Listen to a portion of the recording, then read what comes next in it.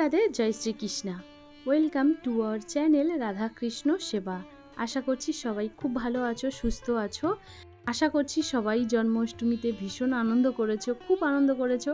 তো জন্মাষ্টমীর দিন সকাল থেকে আমি ভিডিওটা শুরু করলাম, মানে সকালে ভোগ সেবার পরে স্নান সিঙ্গার হবে, তো আমি তখন থেকেই ভিডিওটা শুরু করেছিলাম।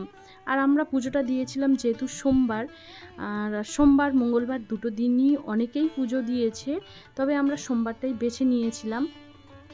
আর ডেকোরেশনের জন্য আমি কিছু ফুলের যে চেন যেগুলো দিয়ে আমি মাঝে মাঝে এখানে সাজাই, তো সেগুলো রেখেছি।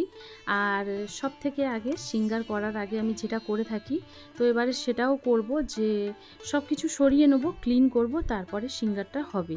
তো আমি প্রথমে রাধারানীর যে সখীগুলো রেখেছি, সখীদের আমি সরিয়ে নিচ্ছি এখান থেকে। আর সখী রাখার কারণ এটাই যে আমরা গৃহস্থ মানুষেরা আমরা বিন্দুমাত্র সেবার যোগ্যও নয় রাধাকৃষ্ণকে সেবা দেওয়ার জন্য। চেষ্টা করি রাধাকৃষ্ণকে সেবা করার, বাট সেটা কিন্তু যথেষ্ট নয়, মানে বিন্দু মাত্র আমরা সেবা করতেও পারি না।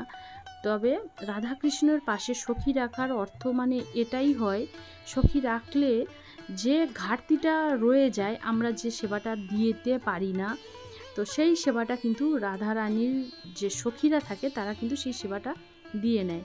তো এর জন্য আমি সখী রেখে দিই রাধাকৃষ্ণের কাছে। এবার আমি সমস্ত ফুলগুলো সরিয়ে নিয়েছি। ফুলগুলো কিন্তু মোটেও বাসি ফুল নয়, এই ফুলগুলো কিন্তু আমাদের যে সকালবেলায় পুজোটা হয় সকালবেলায় এই ফুলগুলো দেওয়া হয়।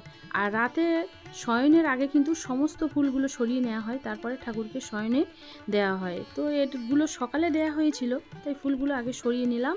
আর গোপাল সোনাদেরও এখান থেকে সরিয়ে নিচ্ছি।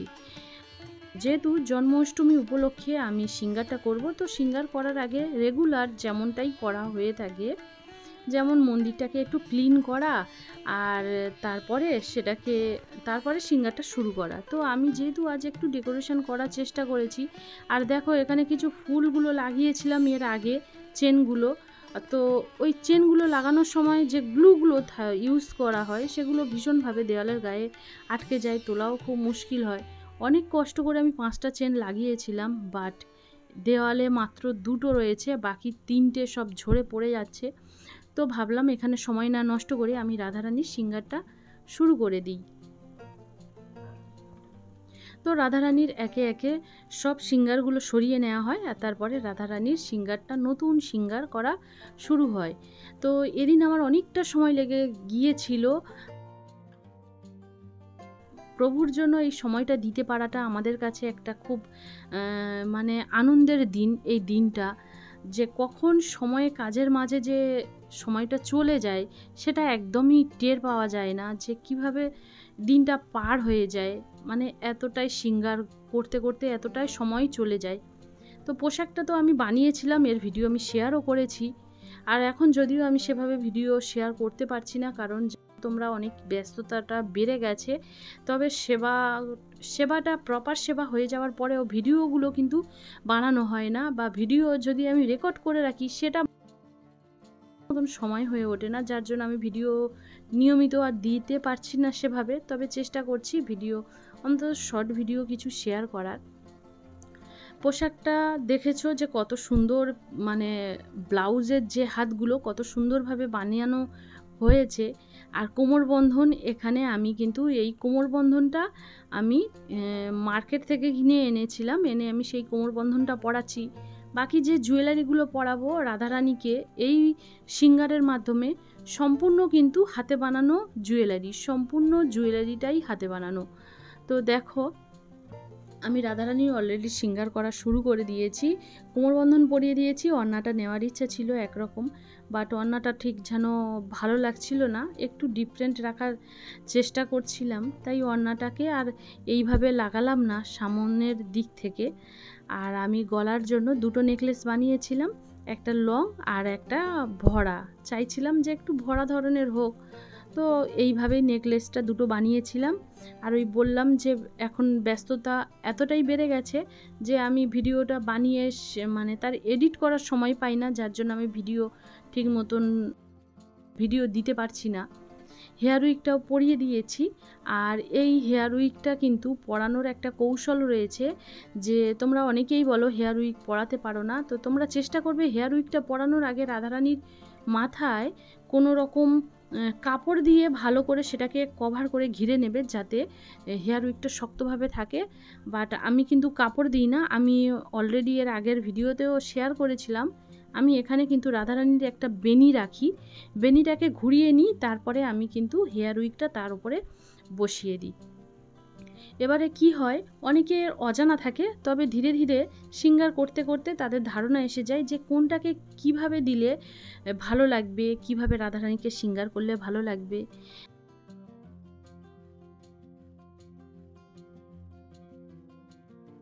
আর সিঙ্গার করতে করতেই এটা চলে আসে যে রাধারানী কোনটাতে ভালো লাগে, আর বাকিটা সব রাধারানীর ইচ্ছা, তিনি কেমনভাবে সেজে উঠতে চান, তো সেটাই ওপরে ভরসা করেই সিঙ্গারটা শুরু করা।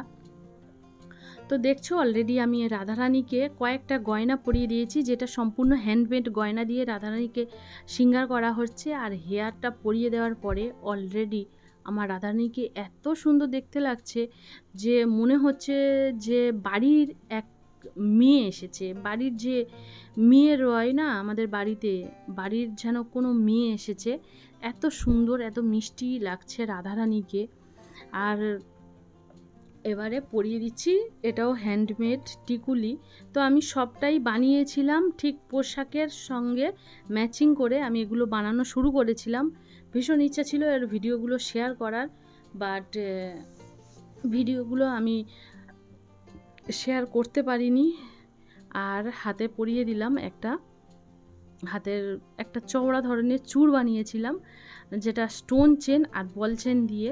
তো এটা ভীষণ সুন্দরভাবে সেটিং হয়ে যায় রাধারানীর সঙ্গে।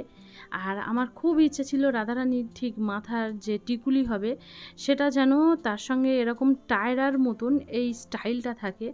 তো একটু আলাদা আরও কিছু বানানোর ছিল, বাট আমার সময়ের অভাবে আমি ঠিক সেভাবে বানিয়ে তুলতে পারিনি।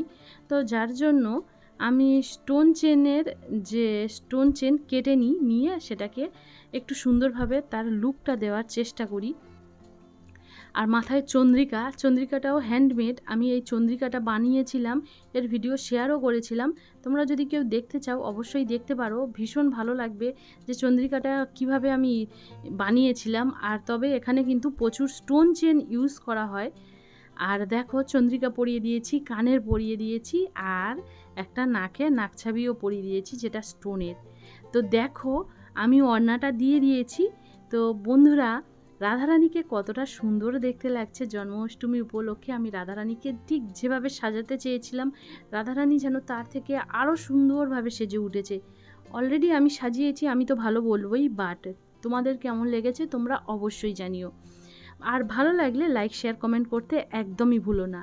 আর অবশ্যই তোমরা কন্টিনিউ থেকো, চ্যানেলটার সঙ্গে জুড়ে থেকো, কারণ এর পরেই আসবে কিন্তু শ্রীকৃষ্ণের সিঙ্গার ভিডিও, আর গোপাল সোনাদের কীভাবে সাজিয়েছি তারও ভিডিও। তো বন্ধুরা, তাহলে আজকের ভিডিওটা আমি এখানে শেষ করছি, আবার আসবো পরের কোনো এক সিঙ্গার ভিডিও নিয়ে। তো তোমরা খুব ভালো থেকো, সুস্থ থেকো। রাধে রাধে।